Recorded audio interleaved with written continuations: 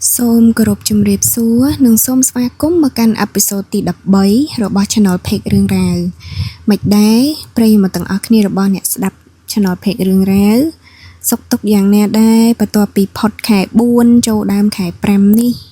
Admin khơi thê bê vì lý cứ đa lươn mền tàn. Tâm ta chlong chanam sakal ngày môn xa. À lời ní, châu đó khải pram tiệt đây. Chất ban cả lạc chanam tiệt đây nâng. Chẳng thầm mạch bác cứ đo ngay chlong chanam tiệt đấy. Chẳng hai pi mà khai ta mà khai admin ấy chun đo prey mà nè đạp tầng ọc ni tê krao bị chi diêm nô mộc nư rương đai rồn thốt nằm bay chia ca công sản bài rồn thốt đó nè nằm bay ao prey mà tầng ọc ni ban đạp nợ pe tùm nê bị ca nghi chẳng xâm rạp episode tí đập bay ni phong đá admin miên rương muối đại ban ca chạy rùm lệ bị can prey mật tao qua rồi bỏ cho nó phê rương ra mong đại quát xong mình phải chân chung hay năng tạ sang nhàn ti tăng cái lạnh quát ruột nơ hay năng ti tăng cái lạnh đại quát chụp rương tê bàn tay admin xong đặt chung cho nụ môi ở quát xuống heo đời bong pro quát min chung thả bong sấy hè quát ban chạy đồng lấy prep admin the quát thluop min bật bị sao chụp năng rương run thột muối đời quát trăm ban thà cá nốt cứ chỉ kia đời quát tập plak bị khét đầm bay marine thằng này sakal bị chia lấy nơi ai phnom penh chẳng cứ chỉ pe về lìa muối đại quát xoay như rô tê chua đầm bay sạ nở quát the đầm bông đam lái nợ pe đại quát rô tê chua nơi ban hơi đầm lấy xong rôm tam ấy đại quát trăng ban hơi hay tí tán có nơi chất là riêng rồi bọc quát đài chẳng quát cò riệp trăm cái lạnh kênh đòi nơi khung bật tục chua quát mùi nắng cứ quát chua thì lại cái nạp bật tục tê đại miền tùng hung tôi là mồm tê xem đẹp quát luôn nơi mình anh bán á chẳng để sao ta quát luôn nơi mình anh phóng hay tờ bốn đại quát làng mầm pính chẳng quát ở trong chân này ấy tràn tê quát tinh là bỏ đại châu không bật tục nắng cứ miền tập bút hay nâng kêu xăm phải chan chẳng tích tuổi xem đẹp quát phương mà hộp chẳng á nè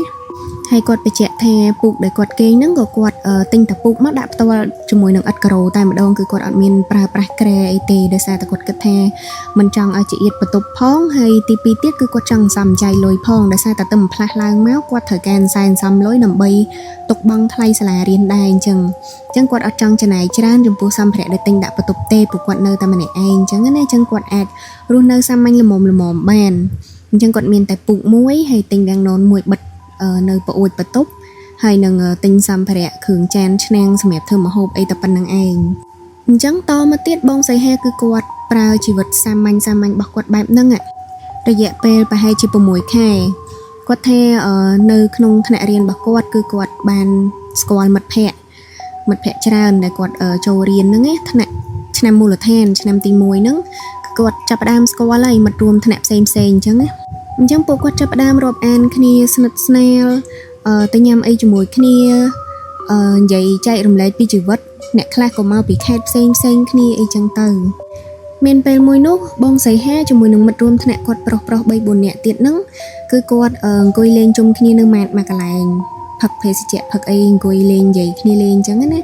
hay bộ quát có chạy rùm lấy pi chữ vật này ca rùa nơ rồi bọc khnia riêng kring khuôn tầm tầm màu nè khla theo mà nâng bánh nơi cho mùi nâng bông ôn nơi tè nhà khuôn cho mùi nâng bông ôn nè khla tiết có chua bật túc tới khuôn anh nè khla tiết có miên sẵn xe mau cứ nơi cho mùi sẵn xe ấy chân từ hay bông giấy hết có quát bà chân mặt tệ nâng kê nâng anh đai thà quát hòa ngày nít có chua bật túc mùi nơi chật là nâng đai bên tay ở quát rút nơi mà này anh tê hay chỉ vật bạp xăm anh chẳng á hay quát mà dạ về để quát trâu hiện sơ cao cho năm tinh mùi ní cứ quát ban họ ca nghi krao mong ven dục và tao bị quát chân pi sơ cao chỉ lại mong pram nắng cứ quát phơi ca nghe phát thêm chân quát ban bạc khai xăm ban pi bị khai tờ bồn quát cột bông tờ chân tinh xăm phải đại trâu không có tục chùa bạc quát nắng bạc thèm tiệt để xe quát hồi nơi mà này ấy bắt tao bị hiện tờ lì đài chẳng quát miên tờ snul đại cả quát muối bút hay nâng chống hiên cái lạnh khang kia đại chan nắng ấy ban này thà đôi chực hiện bài chẳng vì hiện từ lì đai quạt cật trong thà những cái làm o bật tục tại nhà bạn ấy đã thêm nằm bay để qua vì hiện sạn tịch chẳng nên nằm bay quạt biệt thêm bên làm thà luôn nơi tới vì miền pha sau cái hiệp chẳng này hay mặt phèn bọc quạt mà nè không chừng nào bay buồn nè nắng có ban số thà hay cho xe anh chẳng tình ấy đã bật tục thêm tiệt hay bông xe hết và quạt trời từ bên thang bờ quạt mưa tới đôi chiếc khoa តុកញ៉ាំបាយទៀបៗដែលយើងអាចអង្គុយនឹងដីដាក់តុកញ៉ាំបាយនឹងមួយទូចល្មមទេដោយសារតើរាល់ថ្ងៃនេះគឺគាត់ញ៉ាំបាយគឺគាត់អង្គុយញ៉ាំផ្ទាល់ដីចានម្ហូបអីគឺដាក់នឹងក្រោមអញ្ចឹងគាត់ចង់បានតុកមួយដែលអាចតុកដាក់អង្គុយញ៉ាំបាយបានរៀងស្អាតអញ្ចឹងទៅហើយនឹងគាត់ចង់បានសាឡុងមួយដែរដែលគាត់ចង់បានប្រភេទសាឡុងអង្គុយផ្ទាល់ដីមានពូកមានអីដែលគាត់អាចអង្គុយមើលរឿងឬគាត់អង្គុយមើលសភៅអានសភៅមើលអីចឹងណាហើយពេលនឹងដែរក្នុងចំណោមមិត្តភ័ក្តិគាត់3-4 នាក់ហ្នឹងគឺមានម្នាក់ប្រាប់ថាគាត់ស្គាល់កន្លែងទិញសាឡុងទិញសាឡុងទិញតុកទៀបហ្នឹងណាបែបvibe របស់គេគឺបែបជប៉ុនចាំគាត់ជូនទៅមើលក៏បានដែរថ្ងៃណាតនេថ្ងៃសៅរ៍ថ្ងៃអាទិត្យចឹងទៅចាំគាត់ជូនទៅមើលអញ្ចឹងបងសីហាគាត់លឺអញ្ចឹងក៏គាត់យល់ព្រមព្រៀងហើយណាត់ថ្ងៃដាក់អីជាមួយនឹងមិត្តភ័ក្តិគាត់ហ្នឹងដើម្បីឲ្យមិត្តភ័ក្តិគាត់ជូនទៅមើលសាឡុងដែលគាត់ចង់ទិញហើយជាមួយនឹងតុកបាយហ្នឹងអញ្ចឹងក៏កាត់មកដល់ថ្ងៃមួយដែលពួកគាត់ជុំគ្នាមួយសារទៀតអង្គុយនិយាយលេងជុំគ្នាមួយសារទៀតហ្នឹងមិត្តភ័ក្តិរបស់បងសីហាម្នាក់ឈ្មោះថាបងពេជ្រហ្នឹងក៏គាត់សួរថាថ្ងៃមុនឮថាទៅរកទិញតុកមួយសាឡុងហើយមកចៃឥឡូវទិញបានហើយនៅបងសីហាគាត់ថាទិញបានអីទៅមើលហ្នឹងឃើញថាវាស្អាតមែនមានតែត្រូវចិត្តមែនគេចេញមកបែបជប៉ុនអាចដាក់នឹងអង្គុយនឹងដីផ្ទាល់ឥតក្រូបទៅអីបានអញ្ចឹងមែនប៉ុន្តែតម្លៃរៀងថ្លៃគួរសមបើសិនជាគាត់ទិញពីមុខនឹងចូលគ្នាគាត់អត់ទាន់មានលទ្ធភាពទេអញ្ចឹងគាត់គិតថាប្រហែលចាំមើលមួយខែទៀតគាត់ចាំបើកលុយប្រាក់ខែកន្លែងការងារគាត់សិនមានលុយច្រើនជាងនឹងសិនចាំគាត់ទិញអញ្ចឹងណាស្រាប់តើបងពេជ្រហ្នឹងក៏គាត់ប្រាប់មកថានៅជាប់បន្ទប់ជួលរបស់គាត់ណាមានបន្ទប់មួយដែលបងស្រីម្ចាស់បន្ទប់ហ្នឹងគាត់ឈប់ជួលនៅនឹងយូរហើយប៉ុន្តែឃើញថាអីវ៉ាន់នៅក្នុងបន្ទប់របស់គាត់ហ្នឹងអត់ទាន់រើចេញទេនៅក្នុងបន្ទប់ហ្នឹងឡើយមានសម្ភារៈអីផ្សេងអញ្ចឹងណាហើយថ្ងៃមុនគាត់មកចាក់សោបើកបន្ទប់ហ្នឹងខ្ញុំបានជួបគាត់ហើយគាត់បានប្រាប់ថាគាត់ឈប់ជួលបន្ទប់នៅហ្នឹងហើយដោយសារតែគាត់រកទិញផ្ទះនៅខ្លួនឯងបានហើយផ្ទះថ្មីរបស់គាត់ហ្នឹងគឺគាត់ទិញអីវ៉ាន់ថ្មីដាក់ចូលផ្ទះអញ្ចឹងអីវ៉ាន់ដែលគាត់មានប្រើប្រាស់ធ្លាប់ប្រើនៅក្នុងបន្ទប់ជួលហ្នឹងគឺគាត់អត់យកទៅជាមួយទេអញ្ចឹងគាត់សម្រេចចិត្តថាលក់ឡៃឡុងថាឲ្យបងពេជ្រហ្នឹងជួយផ្សព្វផ្សាយមើលផុសតាម Facebook ចូលគ្រប់ second hand មកទឹកគេក៏បានដែរលក់បានចាំគាត់ឲ្យកុំចុងមានដូចជាខែបាឡែតសាឡុងហើយតុកញ៉ាំបាយស្នួលកៅអៅទូកៅអៅហើយនឹងសម្ភារៈអីផ្សេងទៀតនៅក្នុងបន្ទប់ទឹកអីចឹងណាអញ្ចឹងបងពេជ្រក៏គាត់មានគំនិតចង់ណែនាំឲ្យ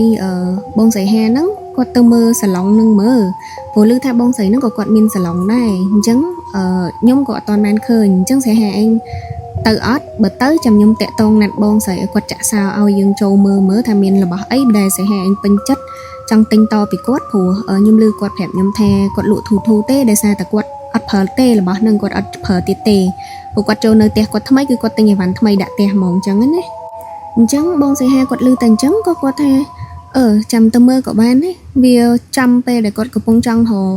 សាឡុងរកតុកប្រើនឹងផងហើយគាត់អត់ប្រកាន់ទេមកទឹកក៏មកទឹកទៅឲ្យតែរបស់នឹងនៅស្អាតឥឡូវសំខាន់ទៅមើលជាក់ស្ដែងសិនអញ្ចឹងបងសីហាក៏គាត់ឲ្យបងពេជ្រចាប់ផ្ដើមណាត់បងស្រីនឹងដើម្បីទៅមើលសាឡុងមើលអីវ៉ាន់នៅក្នុងបន្ទប់នឹងផ្ទាល់ហ្មងទៅអញ្ចឹងនៅពេលដែលបងពេជ្រគាត់ចាប់ផ្ដើមណាត់បងស្រីម្ចាស់បន្ទប់នឹងហើយបានចាក់សោចូលមើលចូលអីហើយបងសីហាគឺគាត់មានការពេញចិត្តជាមួយនឹង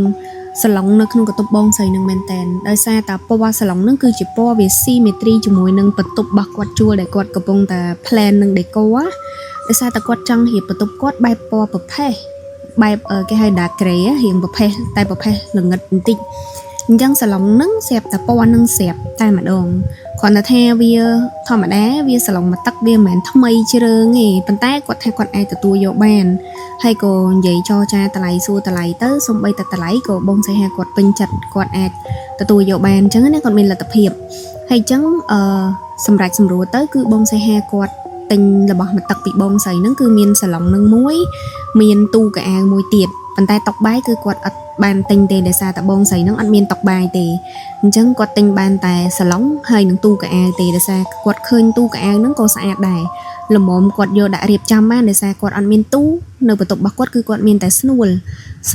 សម្រាប់ហាលកៅអៅហើយរាល់ថ្ងៃគឺគាត់ប្រើតពុកហាលកៅអៅហ្នឹងដាក់នឹងស្នួលហ្នឹងតែម្ដងអញ្ចឹងគាត់ចង់រៀបឲ្យមានរបៀបរៀបរយតិចក៏គាត់សម្រេចចិត្តថាយកទូមួយទៀតទៅព្រោះបងស្រីគាត់លក់ធូហ្នឹងគាត់ clear ចោលគាត់អត់ចង់ទុកអីវ៉ាន់ឲ្យនៅកអីចឹងណា Chẳng xâm rạch xâm rùa tới ở vài văn tầng ớt nâng cứ quạt ban tà tua vô mà đã bà tục quạt đầy chẳng quạt chập bà đam hiệp chăm xâm ẹt ấy vì làng vinh hơi cô vô vì ta đã tăng nơi tam cái lạnh để quạt chẳng hiệp chăm chẳng đã chân từ nè bê để quạt hiệp chăm bà tục hơi quạt để cô hơi bông sẽ hai thác quạt bật chìa bên chất hơi sần lanh cho mùi nâng bà tục bạc quạt nâng mẹn tèn quạt mẹ rắm thê hiệp hơi cứ quạt thử chật khlang tèng po tèng ca để cô hiệp chăm ấy bạc quạt nâng quạt thèไปhiệp hai cứ quạt trăngแต่ในขนมกระตุกแปดจังจังแต่ในปันไตเจ๊สได้บงใส่แฮquạt thè quạtเก่งบานปีหยุบประตบปีquạt hiệpจำประตุกquạtสะอาดหายquạtเก่งลุสูบานปีหยุบปันไตโจดอยหยุบตีใบquạtจับประดามมีนารำจำไหลเนเป้ได้quạtบัดเพลิงประตุกเก่งหยุบล้างquạtสลับตะเมียนนารำแทเนเป้ได้quạtเจ้าพนัยตือเลือสลองcứ quạt đôi chỉ hiển khơi sầm máu ấy stung stung nó lơ sờ lỏng nằng ta để xa tờ bông nâng quạt cật tham và hai chỉ quạt thôi mà đá quạt cật bông tờ keng keng chân đập bê quạt ngợp máu ai nâng hiện sờ vàng phê mưa khơi sầm máu ấy stung stung chân từ chân quạt cò ắt sơ qua ấy màn đây bàn tay đập bê khôi khôi máu tiết quạt the tô bay chỉ bê để quạt ắt toàn keng lụ cả đời có the tha lực môn cho để quạt keng lụ hay quạt ngợp đằng luôn má cứ quạt khơi cho mùi nâng sầm máu nâng chân quạt cái ta cảnh lô quạt này quạt tầm tờ ngư bị kén chẳng vì hiện mưa sơi cho bà bàn tay anh ấy cứ quạt ở toàn kén lụa tề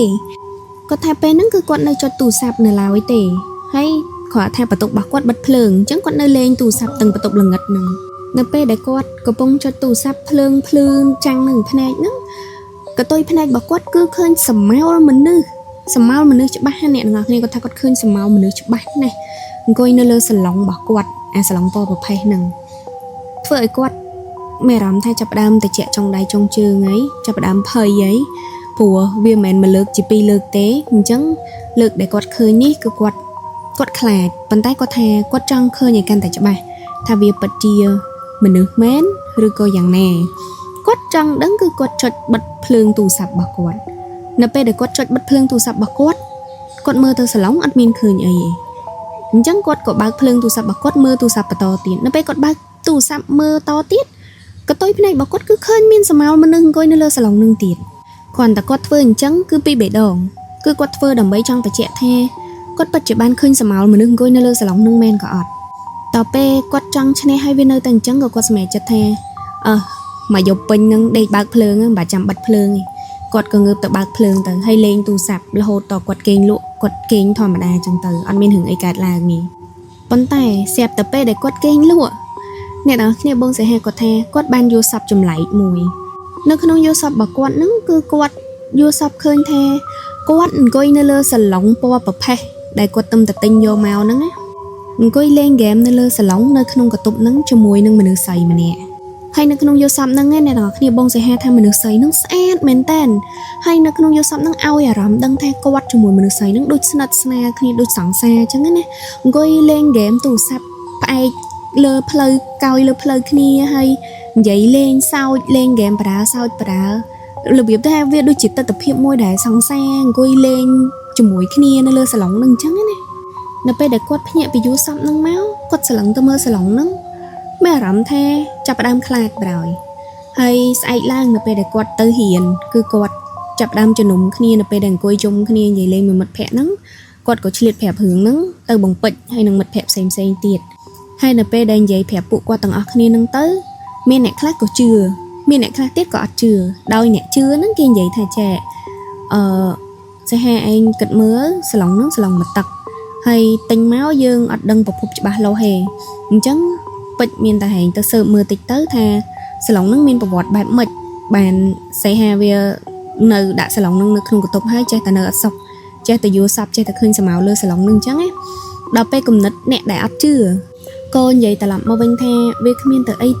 mau bị bùng say he nó như chơi ta sầm máy luôn ai nhung sang say bài mơ hưởng chọn page bờm trắng thơ ca hot page y trắng từ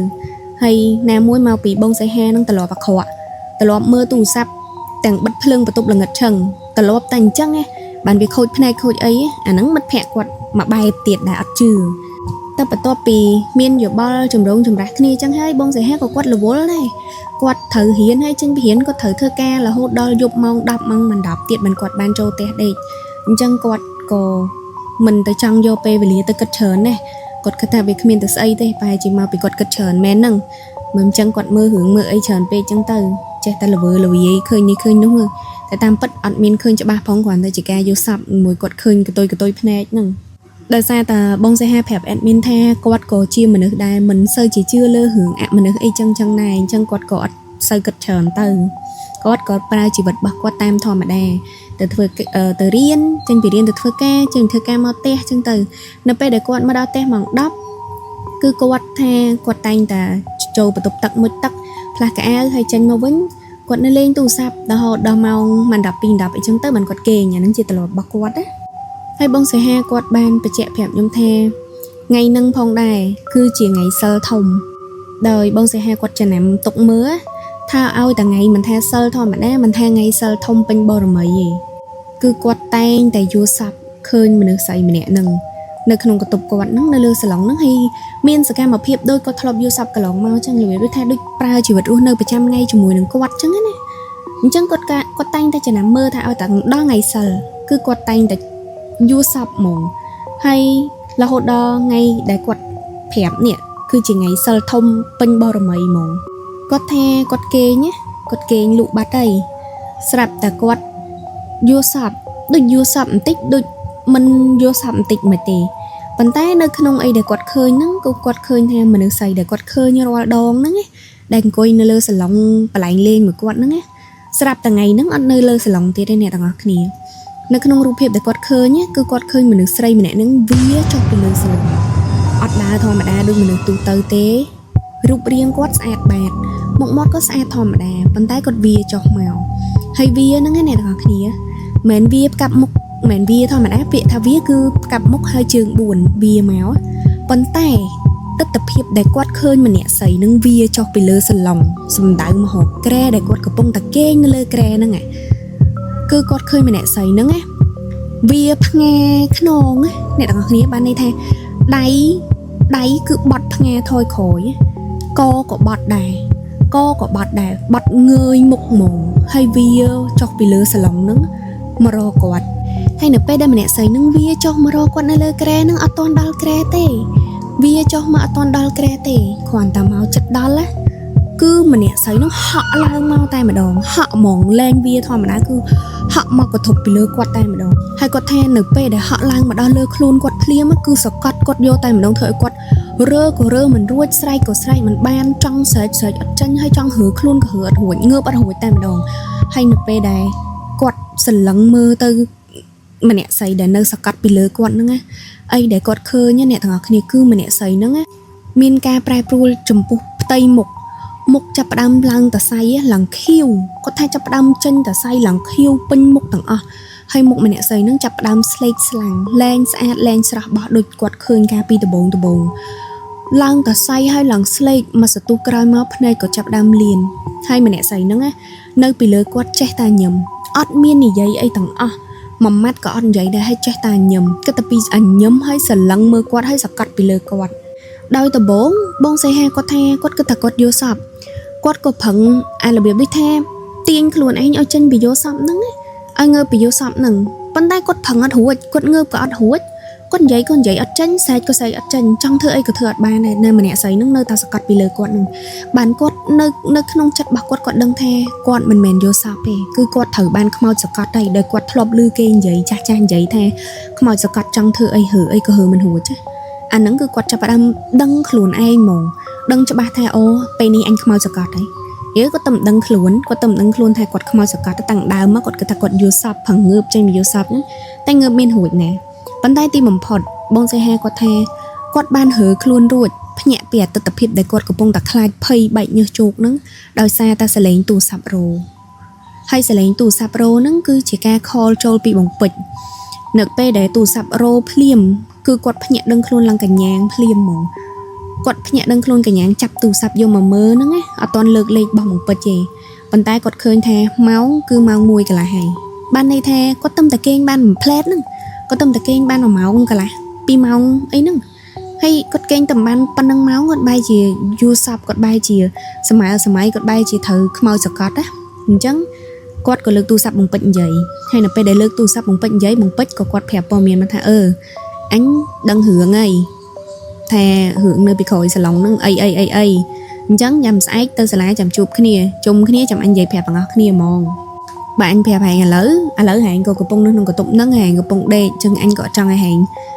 bà rõm chởn cất chởn khai ai chẳng hay bông xe cô phèp tao về nhà anh sai cả anh miên rướng trong pra puang đi kia chẳng nhằm chụp kia sai chẳng bông xe ha mùi bông bích hụt bật từ sập chọc thầm nâng tờ ca xong tờ nỉ bọc bộ quạt hay bông xe ha cơ quạt đôi hỏa đòn sập đòn chẳng ta quạt khai hay cơ quạt mày chặt địch bạc phường này chẳng có địch bạc phường mà dục tốt phường hay quạt bạc bắt cho miệng chào đầm bay bà lập hiệp phây khai bạc quạt hay cầm ở quạt kênh vô sập rồi có kênh ai tiền quạt có chập đam bạc phường bạc bắt cho miệng hay quạt spec nào bay đòn hay nực con đo bộ thò vào sang con mày con ở bạc quạt xong rồi quạt dùng nâng kênh lụa sùi lấy chân từ chẳng quạt có bàn kênh lụa thò mà đè là hồ tốt phứ bàn quạt tới chụp chung kia cho mùi mặt phẹ bạc quạt nơi xà là nơi pe màu nơi bộ quạt xà mẻ chẳng nơi pe để chung kia bộ quạt hộp ai hoi quạt có chập đam dày hướng để quạt chụp dùng mình làm mặt phẹ quạt tầng kia là tầng mông bách tầng mặt phẹ xem tiệt thà dùng mình nó quạt bàn chụp hạt ca ấy quạt con dày phẹ tam tà ná sạch rương từ chẳng mà nè sẽ đạp hơi cổ tạo slot đài hay nè đài thọp ắt chưa cả lòng máu cho quạt vậy tha mặt phẹ quạt mà nè để thọp vậy lượng môn tha ắt chưa lơ hưởng ạ mà nước nắng á có quạt vậy tha che quạt ở đây chụp luôn anh to tê hay quạt có mình nãy chưa lơ hưởng chẳng đài bàn tay bờ sân chỉ lượng ní bông xảy hai chụp bật bạc mến hay miền ấy mà sầm án anh nắng quạt hai chỉ chập đam chưa lơ hưởng năng đài ấy hay bằng bách có quạt chập đam vậy có the mình miền ấy sầm án mất bạn sợp đăng vào quạt sờ lòng nắng hơi chẳng bông bách có quạt chập đam giấy hướng vào quạt ba sờ lòng nắng phẹp nè thằng kia thằng bông xảy hai thằng nẹp xem tiện nâng nâng pe nâng mỏng từ bông bách có the chập tăng tiền ngày cho núng kia lượng môn nâng máu cứ quạt bàn chliệt pe tê từ xua sọc tộc xua nom dậy lên chat tam chat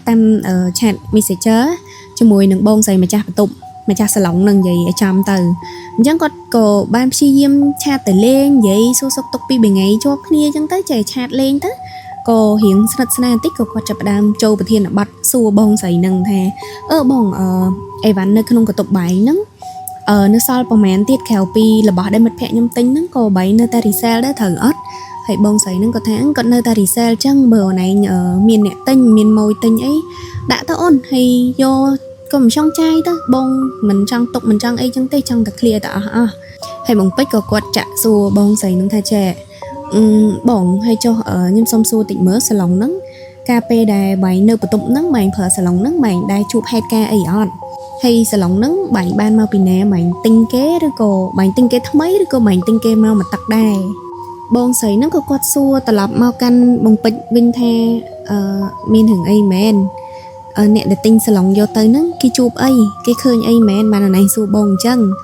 hay bông bích có quạt phẹp từ pi tana sạch hưởng để bông sấy hai quạt ban chụp thạch quạt tay ta khơi ấy khơi sầm áo mình được tăng bị khơi sầm áo stung là hột đó kênh vô sập khơi theo sầm áo nó cứ chi mình được sấy trắng á này trắng bông sấy nứng có quạt chập đam bao trận vậy phẹp bông bích the tam bật tớ sờ lòng nứng quạt mền tinh kê tê hai cô mền chia là bỏ để quạt vô mau mà tắc ấy đài vi chia sờ lòng thâm mây tay còn là tham mền chia là bỏ quạt tê đa xa sờ lòng nứng cứ chia là bỏ mật rùm bật tục bỏ quạt đa xa ta ca pi món cứ quạt rùm nơi bật tục chua nứng cho mùi nứng mật phẹ quạt mà nè tiệt sấy được kia hay sờ lòng nứng cứ chia sờ lòng bỏ mà nè sấy nứng để quạt tinh vô mà đã châu nung có tục nứng nằm bay pra thằng óc kia trong tay mền quạt nè tinh khổn ai nhỉ bàn tay khỏi mất tiết cứ mình lại sấy nâng quạt lên nớ chẳng sờ lòng nâng cô nơi cho mùi nâng quạt là hột khai chia là bà quạt đi chân từ xẹp tại đây cái lại cho nó nâng bông bích có quạt hiện sặc có hiện nhẹ thực màn tịch đài có nhẹ tịch đài có thể ắt vô bông sấy nâng quạt lên nớ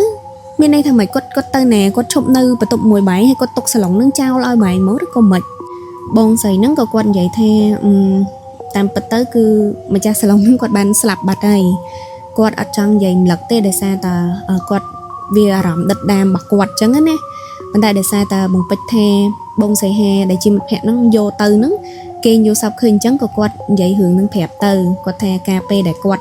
nơi bật tụng nâng mình anh pra sờ lòng nâng có quạt tay để khơi sờ màu mình coi nơi lơ sờ lòng nâng đôi cái nè cho mùi nâng bông sấy he rằng bên tay quạt có phẹp tới the sờ màu nâng cứ chia sờ màu bông sấy mà chắc sờ lòng nâng anh hai mu là hết ដែលគាត់តែងតែឃើញសមោលហ្នឹងតែងតែអង្គុយលើសាឡុងហ្នឹងគឺដោយសារតែបងស្រីដែលជាម្ចាស់សាឡុងហ្នឹងបានន័យថាមិត្តរួមបន្ទប់របស់គាត់ហ្នឹងស្រឡាញ់សាឡុងហ្នឹងខ្លាំងមែនតើព្រោះជាសាឡុងដែលសង្សារគាត់ទិញឲ្យគាត់តគ្នាបានន័យថាវាតគ្នាអ្នកទាំងអស់គ្នាសាច់រឿងហ្នឹងអញ្ចឹងសង្សាររបស់ម្នាក់ស្រីហ្នឹងទិញសាឡុងហ្នឹងឲ្យម្នាក់ស្រីហ្នឹងហើយម្នាក់ស្រីហ្នឹងក៏យកមកដាក់នៅក្នុងកន្ទប់ជួលដើម្បីប្រើប្រាស់រួមគ្នាជាមួយបងស្រីម្ចាស់បន្ទប់ហ្នឹងអញ្ចឹងបងស្រីម្ចាស់បន្ទប់ហ្នឹងក៏គាត់ប្រាប់ថាម្ចាស់សាឡុងហ្នឹងគឺគេស្រឡាញ់សាឡុងហ្នឹងខ្លាំងមែនតើដោយសារជារបស់អនុស្សាវរីយ៍មានន័យចំពោះរឿងស្នេហារបស់គេប៉ុន្តែទីបំផុតបងស្រីម្ចាស់សាឡុងហ្នឹងគឺគាត់សម្លាប់ខ្លួនឯងដោយគាត់ដៃខ្លួនឯងហើយគាត់ដេកស្លាប់នៅលើសាឡុងហ្នឹងតែម្ដងអាហ្នឹងជាប្រវត្តិរបស់ម្ចាស់សាឡុងគាត់ដៃសម្រាប់ខ្លួនហូរឈាមអស់ចេញពីខ្លួនហើយគាត់ដេកស្លាប់នៅលើសាឡុងហ្នឹងជាកន្លែងដែលគាត់ធ្វើអត្តឃាតអាហ្នឹងវាជាមូលហេតុដែលឃើញវិញ្ញាណឃើញព្រលឹងឃើញសមោលម្នាក់ស្រីហ្នឹងតែងតែនៅជាប់លើសាឡុងហ្នឹងហើយគាត់ថានៅរយៈពេលដែលគាត់នៅម្នាក់ឯងពេលដែលបងស្រីហ្នឹងស្លាប់ទៅមិត្តភ័ក្តិរបស់គាត់ហ្នឹងស្លាប់ទៅបាត់គាត់ប្រើប្រាស់សាឡុងហ្នឹងនៅក្នុងកន្ទប់ហ្នឹងតែម្នាក់ឯងក៏គាត់តែងតែឃើញអញ្ចឹងដូចគ្នាហើយគាត់គិតថានៅពេលដែលគាត់មានគ្រួសារហើយគាត់ចេញគាត់មានដៃគូហើយគាត់ទិញផ្ទះខ្លួនឯងបានហើយគាត់លែងនៅផ្ទះជួលគាត់នឹងទុកបន្ទប់ហ្នឹងទុកសាឡុងហ្នឹងនៅក្នុងកន្ទប់ហ្នឹងដដែលអញ្ចឹងណាគាត់នឹងមិនយកទៅតាមទេទាំងសម្ភារៈអីផ្សេងទៀតក្រៅពីសាឡុងហ្នឹងមានដូចទូមានដូចអីអញ្ចឹងទៅដូចតែគាត់ប្រាប់តាំងពីដើមមកអើយអញ្ចឹងថាគាត់នឹងមិនយកទៅផ្ទះថ្មីគាត់ទេអញ្ចឹងគាត់តាំងចិត្តថាគាត់ទុកនៅហ្នឹងហើយគាត់មិននឹកស្មានថាមិត្តភ័ក្តិរបស់បងពេជ្រហ្នឹងបងសៃហាហ្នឹងទៅមើលទៅគឺស្រឡាញ់ពេញចិត្តសាឡុងហ្នឹងទេហើយគាត់ថាតាមពិតទៅអូនឯងឲ្យបងក៏សុំទោសដែរប៉ុន្តែធ្វើម៉េចបើពេលហ្នឹងគាត់ពេញចិត្តហើយបងក៏មិនបាននិយាយប្រាប់រឿងលម្អិតបងគិតថាបើសិនជាបានទៅលើមនុស្សប្រុសគេប្រើប្រាស់ទៅគេនឹងមិនសូវខ្លាចដូចបងមនុស្សស្រីអញ្ចឹងបងក៏អត់និយាយអត់មកអីចឹងទៅក៏ឲ្យគាត់ទិញយកទៅអញ្ចឹងណាប៉ុន្តែជាក់ស្ដែងអូនឯងអាចឲ្យមិត្តភ័ក្តិអូនឯងបើកមើលបានវានៅមានជាប់ដាមឈាមប្រឡាក់របស់ម្ចាស់សាឡុងនៅលើនឹងប៉ុន្តែគ្រាន់តែថាបងស្រីគាត់បានយកទៅបោកសម្អាតហើយគាត់ថាវានៅមានដាមប្រឡាក់ហើយគាត់ក៏ទិញកាមែលពណ៌ប្រភេទដូចគ្នាយកមកដេរឲ្យគេដេរឲ្យក្រៅពីលើសាឡុងនឹងបំបាំងបិទកុំឲ្យឃើញអញ្ចឹងបងស្រីហ្នឹងក៏គាត់បាននិយាយប្រវត្តិរឿងរាវទាំងអស់ហ្នឹងប្រាប់មកបងពេជ្រថាប្រវត្តិសាឡុងហ្នឹងគឺមានម្ចាស់ហើយម្ចាស់ហ្នឹងគឺបានមកពីសង្សាររបស់គេជាអ្នកទិញឲ្យជាកាដូហើយទីបំផុតម្ចាស់សាឡុងសម្រាប់ខ្លួនដោយសារខូចចិត្តរឿងស្នេហាហ្នឹងសម្រាប់ខ្លួនដេកស្លាប់នៅលើសាឡុងហ្នឹងហ្មងអាហ្នឹងជាមូលហេតុដែលវិញ្ញាណគាត់គឺនៅតែជាប់នៅលើសាឡុងមួយហ្នឹងហើយនៅពេលដែលគាត់ប្រើប្រាស់ម្នាក់ឯងហ្នឹងក៏គាត់ធ្លាប់ឃើញធ្លាប់ជួបគ្រាន់តែថាមិនមែនជាការលងបន្លាចអីខ្លាំងក្លាទេគ្រាន់តែថាគាត់ដឹងថាវិញ្ញាណមួយហ្នឹងគឺនៅតែនៅលើសាឡុងហ្នឹងហើយគាត់ក៏អាចទៅធ្វើអីបានដែរម្យ៉ាងជាមិត្តភក្តិគាត់ម្យ៉ាងទៀតក៏គាត់បានផ្លាស់ប្ដូរចេញទៅនៅខាងក្រៅហើយចេញទៅនៅផ្ទះរបស់គាត់ខ្លួនឯងអញ្ចឹងគាត់លែងយកសាឡុងនឹងទៅតាមអីគាត់ក៏បំភ្លេចរឿងនឹងទៅហើយគាត់មិននឹកស្មានទេថានៅពេលដែលមានគេទិញយកទៅហើយគេជួបហេតុការណ៍នឹងអញ្ចឹងហើយសាច់រឿងទាំងអស់ហ្នឹងគឺបងពេជ្របានយកមកនិយាយប្រាប់ទាំងបងសៃហាទាំងមិត្តភ័ក្តិផ្សេងទៀតក៏ស្រាយចម្ងល់ពួកគាត់ក៏ដឹងការពិតចឹងទៅអញ្ចឹងចុងក្រោយអីដែលបងសៃហាគាត់សម្រេចចិត្តធ្វើគាត់ប្រាប់មក admin ថាគឺគាត់បានទៅវត្តធ្វើបាយម្ហូបធ្វើសាឡូដើម្បីទិកសលជូនទៅបងស្រីម្ចាស់សាឡុងវិញ្ញាណបងស្រីម្ចាស់សាឡុងហ្នឹងណាទិកសលឲ្យហើយបាននិយាយប្រាប់ថាចាប់ពីពេលនេះទៅកុំមករំខានក្នុងជីវិតគាត់ទៀតគាត់ដឹងថាបងស្រីទៅដោយមិនអស់ចិត្តដោយនៅស្រឡាញ់សាឡុងនៅអីចឹងណាអញ្ចឹងគាត់ក៏សម្រេចសម្រួលថាបន្ទាប់ពីទៅវត្តធ្វើបុណ្យទិកសលឲ្យបងស្រីនឹងហើយគាត់ក៏សុំបងស្រីម្ចាស់បន្ទប់យកសាឡុងហ្នឹងទៅដាក់នៅក្នុងបន្ទប់ហ្នឹងវិញចុះហើយគាត់នឹងមិនទៀមទាលុយកាក់អីត្រឡប់មកវិញទេគាត់ចាត់ទុកថារួចគ្នាអញ្ចឹងចុះនិយាយរបៀបចឹងណាបងស្រីគាត់ថាគាត់ចាត់ទុកថារួចគ្នាអញ្ចឹងចុះហើយគាត់ចាត់ទុកថាគាត់មាននិស្ស័យមួយចំពោះវិញ្ញាណម្ចាស់សាឡុងហ្នឹងទៅក៏គាត់ព្យាយាមបន្ទាប់ពីនឹងក្រោយមកទៀតគឺគាត់ទៅធ្វើបុណ្យគាត់ទៅវត្តទៅអីឬក៏ធ្វើបុណ្យអីណាអីគឺគាត់តែងតែតាំងចិត្តឧទ្ទិសកុសលឲ្យបងស្រីហ្នឹងកុំឲ្យព្រោះគាត់ស្ដាប់សាច់រឿងទៅក៏គួរអាណិតអញ្ចឹងកុំឲ្យគាត់គាត់មានបុណ្យនឹងខ្លួនអីចឹងទៅកុំឲ្យគាត់ជាតិក្រោយអាភ័ព្វអាយុខ្លីអីចឹងទៀតណាអញ្ចឹងបងស្រីគាត់ថាបទពិសោធន៍គាត់មួយហ្នឹងគឺគាត់ចាំអត់ភ្លេចទេហើយតាំងពីថ្ងៃដែលគាត់ជួបរឿងហ្នឹងមកក្នុងជីវិតរបស់គាត់គាត់ថាគាត់ស្បត់ ក្នុងជីវិតរបស់គាត់អត់លុយយ៉ាងណាក៏ដោយគឺគាត់សុខចិត្តសំតតែគ្រប់លុយហើយទិញរបស់ថ្មីគាត់ថាមិនថាទូរស័ព្ទមិនថារបស់ប្រើប្រាស់មិនថាសពគ្រប់បែបយ៉ាងទាំងអស់គឺគាត់ស្បត់នឹងមិនប្រើរបស់មកទឹកទៀតទេសម្រាប់គាត់ណាអ្នកនរគ្នាហ្នឹងសម្រាប់ការយកឃើញរបស់បងសៃហាគាត់យល់ឃើញថាទោះបីជាមិនក៏គាត់ជិះរបស់មកទឹកដែរគាត់អត់ប្រើទេ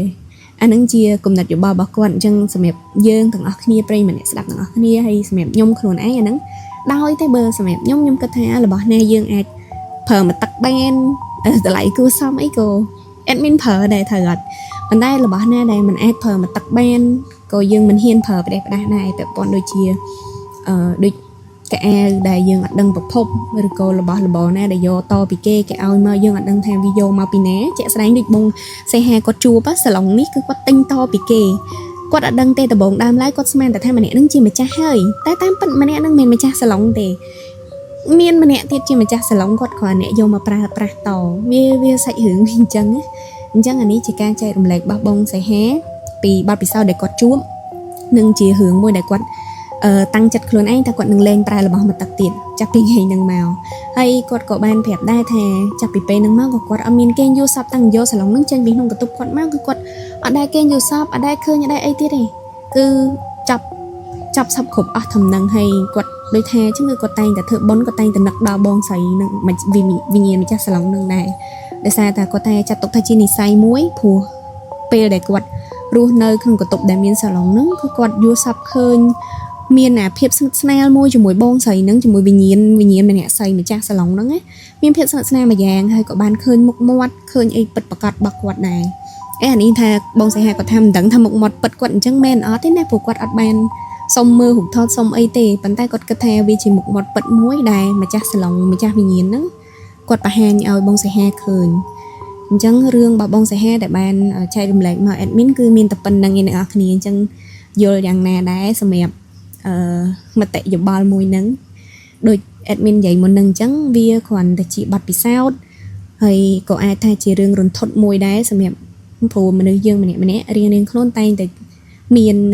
ឆ្លងកាត់នៅរឿងរ៉ាវច្រើនហើយអញ្ចឹងសម្រាប់ admin បន្ទាប់ពីស្ដាប់គាត់និយាយហើយក៏កើតចេញជាកូនកំណត់មួយគិតថារៀងល្អខ្លាចជាមួយរបស់មកទឹកដែររបស់ដែលយើងអត់ដឹងប្រភពចឹង admin មានតែប៉ុណ្្នឹងឯងនៅក្នុងអេពីសូតទី13នេះសង្ឃឹមថា